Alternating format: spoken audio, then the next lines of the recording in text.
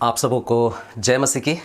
फिर से एक बार मैं पास्टर जॉन मुर्मू दुमका से आप सभी का हेब्रोन फेलोशिप दुमका चर्च से आप सभी का स्वागत करता हूं। प्रभु यीशु मसीह के नाम में एक बार फिर से हम सब इस चैनल पर, जो कि काफ़ी समय से कोई अध्ययन, कोई संदेश इसमें आप सबको नहीं मिल रहा था होगा, लेकिन फिर से एक बार हम इसे आरंभ कर रहे हैं। और मुझे आशा है चर्च के जितने भी विश्वासी लोग हैं, आप और आपके जितने रिलेटिव्स हैं, आप सब प्रभु में स्वस्थ हैं, प्रभु में बढ़ रहे हैं, प्रभु की द्वितीय आगमन के इंतज़ार में आप सब पाए जाते होंगे। मैं परमेश्वर पिता का धन्यवाद करता हूँ। आइए हम प्रार्थना करेंगे और आज के इस विचार को, जो कि परमेश्वर के वचन से है, जिससे कि हम आत्मिक उन्नति को कर सकें, आइए हम प्रार्थना में जाएं, प्रभु से सहायता मांगें। सर्वशक्तिमान परमेश्वर, एक बार फिर से आपका धन्यवाद करते हैं। बीते दिनों में, बीते सप्ताहों में आपने हम सबको अद्भुत रीति से संभाला। हमारे जीवन के लिए जो सबसे अधिक आवश्यक था, आपने प्रतिदिन की हर एक आवश्यकताओं को आपने पूरा किया। और सबसे बढ़कर प्रभु, आपका जो प्रेम है, आपके जो उद्धार का मार्ग है, उसमें बने रहने के लिए, उसमें चलते रहने के लिए, ताकि हम अंत तक धीरज को धरे रह सकें, तभी हमारा उद्धार संपूर्ण हो सकता है। हम उसमें बने रह सके, रह सके। प्रभु, उसके लिए आपका धन्यवाद करते हैं। हमारी प्रार्थना है आज के इस वचन के अध्ययन में, इस वचन के मनन में आप हमारे साथ होंगे और हमें अपनी महिमा के लिए उपयोग में लेंगे। सारी आदर और महिमा आपको देते हुए धन्यवाद के साथ प्रार्थना अपने उद्धारकर्ता प्रभु यीशु के पवित्र नाम से अर्पण करते हैं, आमीन। मैं आप सभी का फिर से एक बार स्वागत करता हूं इस चैनल पर, जहां आप परमेश्वर के वचन को पिछले दिनों सुने होंगे और आज भी आप सुन पाएंगे। आज एक बहुत ही ज़रूरी, बहुत ही उपयोगी बात पर आपका ध्यान को मैं केंद्रित करना चाहता हूं। जब हम इस संसार में रहते हैं, हमारे जीवन में बहुत सारी चीज़ें हैं, खास करके जब हम प्रभु पर विश्वास करते हैं और आत्मिक रूप से बढ़ने का प्रयास करते हैं, कई बार हमारे सामने बहुत सारे सवाल उठते हैं कि मैं अगर इस संसार में आत्मिक रूप से आगे बढ़ूं और समाज में मुझे रहना है, सोसाइटी को मैं नेग्लेक्ट नहीं कर सकता, और ऐसे में मैं कौन कौन सी वस्तुओं को लेकर के मैं सतर्क हूं? क्या मुझे पता है? क्या जो चीज़ें मैं कर रहा हूं, जो चीज़ों का मैं उपयोग कर रहा हूं, जिस तरह की संगति मेरे जीवन में पाई जाती है, क्या इनके द्वारा परमेश्वर को महिमा मिल रहा है? क्या ये मेरे खुद के जीवन के लिए, आत्मिक उन्नति के लिए, क्या ये लाभ की चीज़ें हैं? कई बार इसको लेकर के काफ़ी सवाल उठते हैं और मैं आपको विश्वास दिलाना चाहता हूँ, आज के इस विषय को जब हम अध्ययन करेंगे, केवल आज नहीं, लेकिन प्रभु ने चाहा तो इसे हम क्रम से थोड़े थोड़े शब्दों में, थोड़े थोड़े विचार को लेकर कुछ कुछ बातों को अध्ययन करते हुए आगे बढ़ेंगे। मेरे साथ आप निकाल लीजिए पहला कुरिन्थियों उसका 6 अध्याय और उसका 12 पद। पहला कुरिन्थ उसका 6 अध्याय और उसका 12 वचन। यहां पर कहता है, पौलुस कुरिन्थ के विश्वासियों को लिखता है और कहता है, सब वस्तुएं मेरे लिए उचित तो हैं, परंतु सब वस्तुएं हितकर नहीं। सब वस्तुएं मेरे लिए उचित तो है, परंतु सब वस्तुएं हितकर नहीं। सब वस्तुएं मेरे लिए उचित तो है, परंतु मैं किसी वस्तु के अधीन ना होगा। मसीह जीवन में एक बहुत बड़ी नीड है, आपके और मेरे जीवन में बहुत बड़ी ज़रूरत है, और वो है मसीही अभ्यास। मसीही स्वभाव में हमारा किस तरीके का प्रैक्टिस है, किस तरीके का अभ्यास है, किस तरह की आदतें हैं जो हमें औरों से अलग करती है, जो हमें ज्योति की संतान की नाई जीवन को व्यतीत करने में सहायता करती है। इस पद को देखने से ऐसा प्रतीत होता है कि उन दिनों में विश्वासी लोग काफ़ी संघर्ष कर रहे थे और आत्मिक रूप से बढ़ने के लिए कई बार कई ऐसी चीज़ों का भी उपयोग कर रहे थे, उपभोग कर रहे थे, जिसके वजह से पौलुस को यह कहना पड़ा कि हमें इन वस्तुओं के अधीनता में नहीं आना है। दुनिया में बहुत सारी चीज़ें हैं, लेकिन हमारे उन्नति के लिए सब चीज़ें नहीं हैं। ज़रूरत है, लेकिन हो सकता है उससे हमें कोई लाभ ना हो रहा हो। चलिए इसी के बारे में आज हम बात करेंगे। अगर हम बात करते हैं हमारे मसीही जीवन के जीने का सिद्धांत क्या होना चाहिए, तो उसमें कुछ अभ्यास होने चाहिए, उसमें कुछ आदतें होनी चाहिए, कुछ प्रैक्टिसेस होनी चाहिए। और उन अभ्यास में सबसे शक्तिशाली अभ्यास क्या होना चाहिए, कुछ एक बातों को हम देखने की कोशिश करेंगे। पहली बात जो हम यहां पर आज सीखना चाहते हैं वो है फायदा का सिद्धांत। हमारे जीवन में जब हम आगे बढ़ते हैं, जब हम कुछ करते हैं, प्रभु के लिए आगे बढ़ना चाहते हैं, लेकिन समाज में भी रहना है, कौन कौन सी चीजें हैं जो हमारे फायदे के लिए, कौन कौन सी वस्तुएं हैं। जब हम वस्तु की बात करते हैं तो केवल मटेरियल चीजों की बात नहीं है, लेकिन और भी कई एक चीजें हैं जिससे हम अपने जीवन के बारे में सोच सकें। यहां पर अगर आप गौर करेंगे, विचार करेंगे, तो एक ऐसा मिश्रण यहां दिखाई देता है। जो बात यहां कह रहा है, जब हम उस प्रिंसिपल की बात करते हैं, उस सैद्धांतिक बात की बात करते हैं जो हमारे अभ्यास में होना चाहिए, तो यहां पर एक ऐसे विचार है जहां पर मुनाफा की बात हो रही है, जहां पर लाभ की बात हो रही है, जहां पर सुविधा की बात हो रही है। क्या फायदा दिलाता है हमें? एक मिला हुआ दो बातों का सिद्धांत यहां पर दिखाई देता है। यहां एक ऐसा मिला हुआ दो बातों का सिद्धांत दिखाई देता है जिससे कि हमारे सामने दो प्रश्न उठते हैं। जब हम कहते हैं कि सब वस्तुएं हितकर नहीं, सब वस्तुएं लाभ की नहीं हैं, लेकिन इसका मतलब है कि लाभ की हैं। तो ये जो लाभ का सिद्धांत है, हमारे आत्मिक जीवन में, हमारे मसीही जीवन में आगे बढ़ने के लिए जो लाभ का सिद्धांत है वो क्या हो सकता है? हमें जरूर सवाल करना चाहिए, क्या सही है और क्या गलत है। हमारे जीवन में कौन सी चीजें सही है और क्या गलत है, कैसे पता करें? दो प्रश्न से हम इसका समाधान निकाल सकते हैं। पहला प्रश्न जिसको हम कह सकते हैं, जो भी चीजें हैं, जो भी वस्तु है, जो भी हमारी चॉइसेस हैं, चुनाव हैं, क्या वह वैध है? क्या ये लीगल है? क्या ये उचित है? कहने का मतलब ये है, क्या ये न्याय संगत है? उन वस्तुओं का, उस मामले का, उस मुद्दे का जो हमारे जीवन से जुड़ी हुई है, जिसमें हम परखने की कोशिश कर रहे हैं कि ये क्या होना चाहिए, कैसे सही होना चाहिए, उसके संबंध में परमेश्वर का क्या कहना है, परमेश्वर के विचार उसके संबंध में क्या है?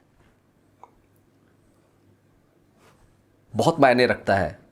हमारे जीवन से जुड़ी हुई हर एक बात के बारे में परमेश्वर जो कह रहा है, परमेश्वर का वचन जो कह रहा है, उस पर हम विशेष गौर करें।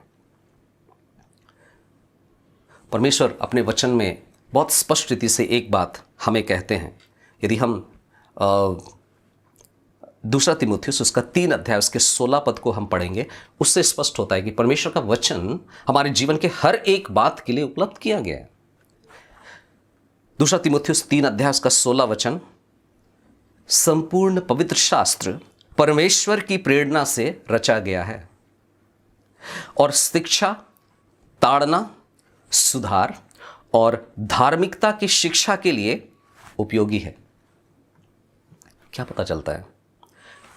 परमेश्वर का वचन, संपूर्ण पवित्र शास्त्र, पूरी बाइबल हमें 3 बहुत ही महत्वपूर्ण बात को याद दिलाता है। ये किसी मनुष्य के द्वारा नहीं लिखा गया, मनुष्य की कल्पना, मनुष्य की सोच से नहीं लिखा गया। ये प्रेरणादायक वचन है, प्रेरणा से लिखा गया, परमेश्वर की प्रेरणा से लिखा गया। लोगों ने जो लिखा वो अपने विचार नहीं, लेकिन परमेश्वर ने उनको जिस बात के लिए प्रेरित किया, इसे लिखा गया, प्रेरणा से लिखा गया, रचा गया है। और क्या है ये? उपयोगी है। इसका मतलब हमारे जीवन से जुड़ी हुई हर एक मुद्दे के लिए ये बहुत ही उपयोगी है, हमें मालूम होना चाहिए। तो इसीलिए हमारे जीवन से जुड़ी हुई एक एक बात के लिए हमें जरूर विचार करना चाहिए। जो भी चीजें हम सोच रहे हैं, क्या ये लाभ की हैं? क्या ये न्याय संगत है? क्योंकि परमेश्वर का वचन तो हमें इसके बारे में सिखलाता है। हमारे जीवन से जुड़ी हुई हर एक बात के विषय में परमेश्वर का वचन हमें सिखलाता है। ना केवल इतना, दूसरा जो सवाल हमें करना चाहिए जिससे ये स्पष्ट हो सके कि लाभ के संबंध में कि गंतव्य क्या है। मुझे ये मुद्दा, ये वस्तु, ये बातें, ये रिश्ते मुझे कहां पहुंचाते हैं? डेस्टिनेशन। डेस्टिनेशन। हमें गंतव्य के बारे में सोचना बहुत जरूरी है। हमारी जो जहां पर पहुंचने वाले हैं, हम जहां हम पहुंचेंगे, जहां हमारा एंड होगा, उसके बारे में जरूर सोचना चाहिए, जरूर विचार करना चाहिए। क्या मेरा ये निर्णय, क्या मेरी ये चॉइस, क्या मेरा यह निर्णय मुझे प्रभु यीशु मसीह के निकट ले जा रहा है या प्रभु यीशु से दूर ले जाएगा? पौलुस एक बहुत सुंदर उदाहरण हमें बतलाता है फिलिपियों की पत्री में, उसका 3 अध्याय 13, 14 और 15 पद में बहुत साफ साफ रीति से अपने जीवन से बतलाता है। प्रभु के साथ चलने में, प्रभु के पीछे चलने में, अपने जीवन के एक एक निर्णय को करने में वो अपने अनुभवों को बांटता है और कहता है, फिलिपी 3 का 13 से 15, हे भाइयों, मेरी धारणा यह नहीं कि मैं प्राप्त कर चुका हूं, सब कुछ जान गया, सब कुछ हासिल हो गया मुझे। मेरी धारणा यह नहीं है कि मैं सब कुछ मैं प्राप्त कर चुका हूं, परंतु यह एक काम करता हूं। क्या करता है? कि जो बातें पीछे रह गई हैं, जो बातें पीछे रह गई हैं, उन्हें भूलकर आगे की बातों की ओर बढ़ता हुआ लक्ष्य की ओर दौड़ा जाता हूं कि वह इनाम पाऊं जिसके लिए परमेश्वर ने मुझे मसीह यीशु में ऊपर बुलाया है। अतः हम में से जितने परिपक्व हैं यही विचार रखें, और यदि किसी बात में तुम्हारा मतभेद हो तो परमेश्वर उसे भी तुम पर प्रकट कर देगा। क्या कहता है पौलुस? मेरी धारणा यह है, मेरी धारणा यह नहीं है कि मैं प्राप्त कर चुका हूं, मुझे सब कुछ मालूम हो गया है, मुझे ज्ञात हो गया है, मुझे पता है कि क्या सही है। जरूर वो जानता था, बहुत अधिक प्रभु से लिपट कर चलता था, उसके बावजूद भी ये कहता है, अभी तक प्रभु के पास पहुंचने में, प्रभु की निकटता में बढ़ने में, प्रभु के इच्छा के अनुसार 100% अपना योगदान देने में मुझे लगता है और काम करना चाहिए। उस समय के हिसाब से जो बात कर रहा है, एक धावक, एक दौड़ने वाला व्यक्ति, जब वो दौड़ता है तो नियम के अनुसार उसे पीछे मुड़कर कभी नहीं देखना चाहिए कि मैंने कितना रास्ता तय कर लिया है, कितनी दूरी मैंने तय कर ली है। एक धावक को कभी भी यह नहीं सोचना चाहिए, यह विचार नहीं करना चाहिए, दौड़ते समय वो ये नहीं सोचता है।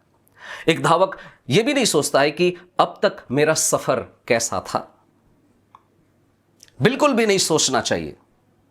बल्कि उसको जब वो दौड़ता है, उसको एक बात ध्यान में रखना है कि मेरी जो पहुंचने की जो लाइन है वो अभी पहुंची नहीं है, वो चिन्ह जहां तक मुझे दौड़ना है वहां तक मैं पहुंचा नहीं हूं, और वहीं पर अपने ध्यान को केंद्रित करके आगे बढ़ना चाहिए। मालूम है, विश्वासियों के जीवन में भी यही होना चाहिए। पीछे क्या हुआ, हमने किस तरह से अब तक जीवन को जिया, उसके बारे में हमें नहीं सोचना, बल्कि हमें आगे की ओर बढ़ते जाना। उन चीज़ों को ध्यान, उन चीज़ों के प्रति फोकस रहना है जो परमेश्वर ने देने के लिए कहा है, जो स्वर्गीय चीज़ हैं, स्वर्गीय बातें हैं। हमारा जो निशान है वहां तक पहुंचने के लिए हमें लगातार प्रयास करना चाहिए। जानते हैं विश्वासियों का पुरस्कार क्या है? अगर हम वचन के अनुसार बात करें, विश्वासियों का पुरस्कार है कि मसीह को जाने। मसीह को जानने का जो आनंद है, जो खुशी है, वो अद्भुत है। हमारा पुरस्कार क्या है? परमेश्वर की जो नई सृष्टि है, परमेश्वर ने जो हमें नई सृष्टि बनाया है, उस नई सृष्टि का भाग बनना, उसका हिस्सा बनना बड़े सौभाग्य की बात है। वो हमारा वो चिन्ह है, वो हमारा वो पुरस्कार है। मालूम है विश्वासियों का पुरस्कार क्या है? परमेश्वर के संतान के रूप में बन जाना, उसके स्वरूप में ढलते चले जाना, परिवर्तित होते चले जाना। पहला कुरिन्थियों उसका पहला अध्याय और उसके 9 अध्याय, पहला अध्याय नहीं 9 अध्याय, उसके 24 पद से लेकर के 27 पद तक पौलुस एक और बात कहता है। और क्या कहता है? जब वो चलता है प्रभु के साथ, क्या बोलता है? क्या तुम नहीं जानते कि दौड़ में दौड़ते तो सभी हैं, परंतु पुरस्कार केवल एक ही को मिलता है। तुम भी इस प्रकार दौड़ो कि जीत सको। खेल प्रतियोगिता में भाग लेने वाला प्रत्येक खिलाड़ी सभी प्रकार का संयम रखता है।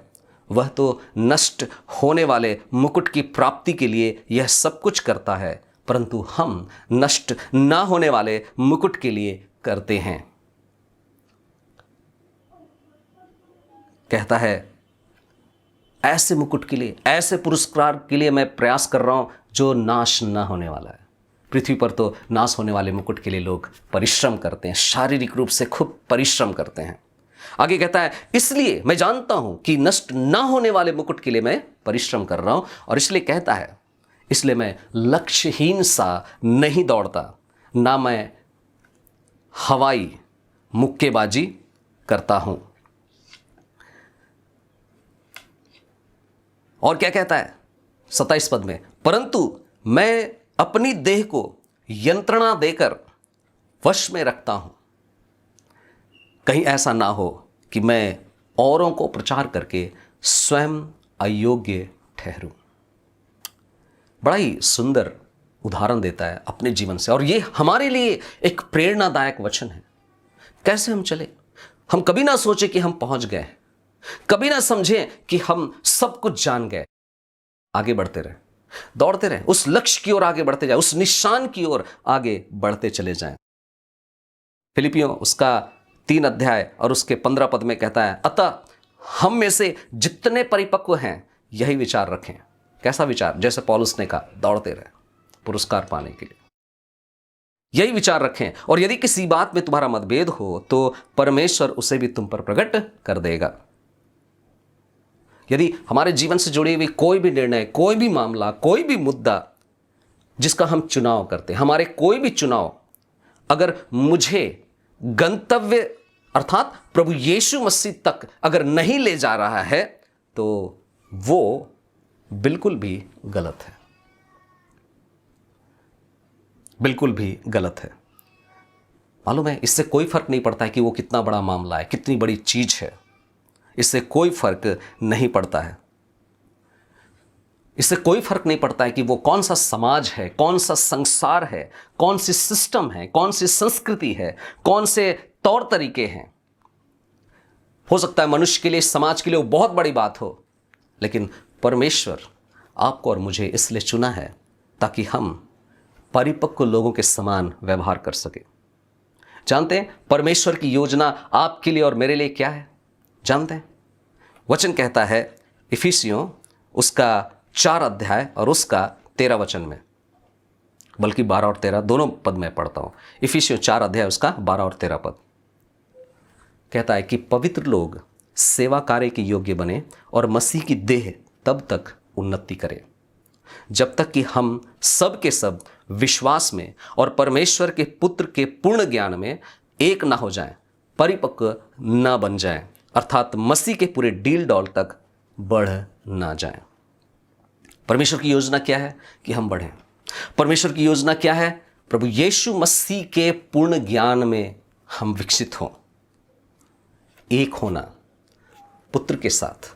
पुत्र जिस तरह से पिता के साथ एक है, प्रभु यीशु मसीह जिस तरह से पिता की इच्छा को करने के लिए जीवन को जिया, हमें पुत्र की इच्छा को पूरी करने के लिए इस संसार में जीवन को व्यतीत करना है।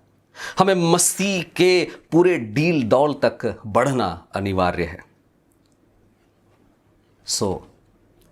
ये जानना बहुत जरूरी है, ये समझना बहुत जरूरी है कि हमारा जीवन जो इस संसार में है, जो भी चीज़ों के साथ जुड़ा हुआ है, कहीं ऐसा तो नहीं कि उससे उसके लाभ को पाने के कारण हम प्रभु से जो लाभ मिलना है उसको ना प्राप्त कर रहे हो। ध्यान रहिए, याद रखें, सब वस्तुएं उचित हो सकती हैं, लेकिन सब वस्तुओं के द्वारा लाभ नहीं होता। ये पहला सिद्धांत है। प्रभु सहायता करे इस वचन के द्वारा हम आशीषित हों, और इसके अगले भाग को और कौन कौन सी चीज़ें हैं जो हमारी आदत में आनी चाहिए, सोच में आनी चाहिए और व्यवहार में हमें जीना चाहिए। प्रभु आप सबको आशीष दे। आइए हम प्रार्थना करें। सर्वशक्तिमान जीवित परमेश्वर, एक बार फिर से हम आपके चरणों के पास आते हैं। प्रभु आपकी मदद को, आपकी सहायता को चाहते हैं ताकि हम इस बात को समझ सके हमारे जीवन में कौन सी चीज़ें हमें आपके निकट लाती हैं, उन्नति की ओर ले जाती है, और कौन सी चीज़ें हैं जो हमें आप तक नहीं पहुंचाती। हमें उन चीज़ों पर कार्य करने में मदद करें जो आप तक पहुंचाने के लिए बाधक बनती हैं। हम समझ सकें वे चीज़ें लाभ की नहीं हैं, उचित हो सकती हैं लेकिन लाभ की नहीं है। प्रभु, इस फायदे के सिद्धांत को हम समझ सकें और इस संसार में आपके अनुसार जीवन को व्यतीत कर सकें। प्रत्येक के साथ हो, हम सब पर बड़ी आशीष को दें। प्रार्थना को अपने उद्धारकर्ता यीशु के नाम में मांगते हैं, दया से सुने और ग्रहण कीजिए। आमीन। आप सबों को एक बार फिर से जय मसीह की। प्रभु आप सबको आशीष दे। प्रभु ने चाहा हम लोग फिर से आने वाले सप्ताह या कुछ दिनों के बाद परमेश्वर के वचन को सुनेंगे। धन्यवाद। सबको जय मसीह की।